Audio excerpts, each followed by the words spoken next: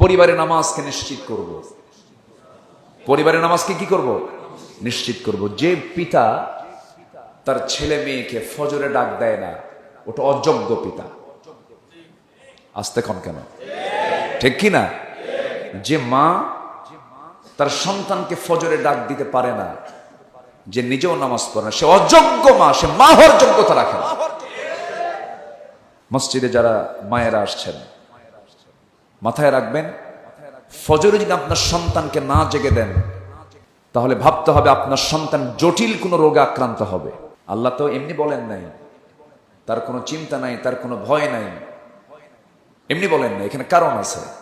আচ্ছা, নামাজ পড়লে স্বাস্থ্য খারাপ হয় না স্বাস্থ্য ভালো হয়?